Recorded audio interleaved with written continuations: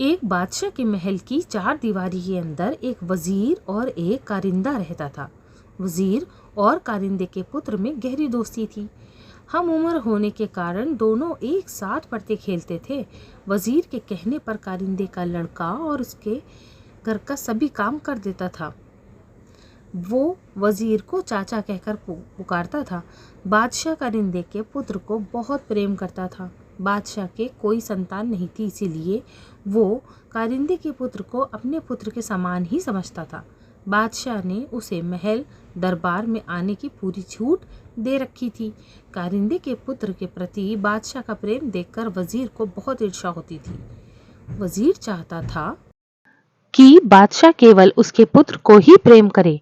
यदि बादशाह ने उसके पुत्र को गोद ले लिया तो बादशाह की मृत्यु के बाद उसका पुत्र ही राजगद्दी पर बैठेगा। वजीर की इच्छा के विपरीत बादशाह का प्रेम कारिंदे के पुत्र के प्रति बढ़ता ही गया।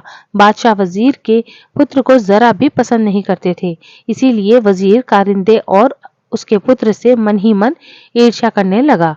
वजीर ने कारिंदे के पुत्र को मारने का निश्चय कर लिया। वजीर ने कारिंदे के पुत्र को रुमाल और पैसे देकर गोश्त लाने के लिए कहा।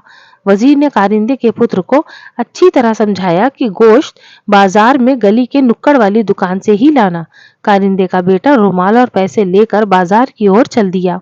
उसने देखा कि उसका मित्र वजीर का बेटा भी वहां पर खेल रहा है। वजीर ने लड़के ने कारिंदे के पुत्र से कहा कि तुम मेरा दांव खेलो, मैं जाकर गोश्त ले आऊंगा। कारिंदे के पुत्र ने उसे पैसे और रुमाल देकर दुकान का पता बता दिया। इस प्रकार वजीर का पुत्र गोश्त लेने चला गया और कारिंदे का पुत्र दांव खेलने लगा।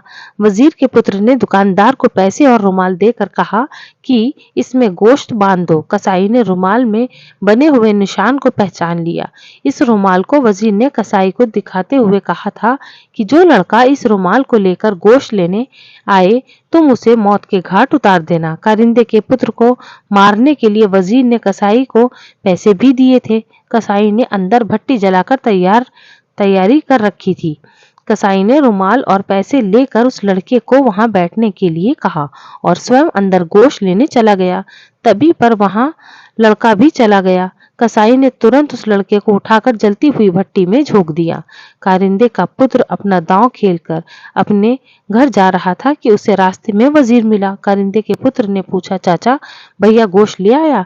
इतना सुनकर वजीर के पैरों से जमीन ही खिसक गई।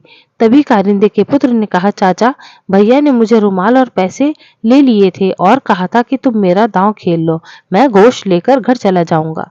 मैंने भैया को दुकान का पता भी बता दिया था। वजीर की आंखों के आगे अंधेरा छा गया और उसके मुंह से एक भी शब्द नहीं निकला। अपने पुत्र को याद करता हुआ वजीर अपने घर चला गया। वजीर कह रहा था कि जो दूसरों के लिए कुआं खोदता है उसमें वो स्वयं ही गिरता है। शिक्षा। इस कहानी से हमें ये शिक्षा मिलती है कि हमें कभी किसी के लिए बुरा नहीं करना चाहिए।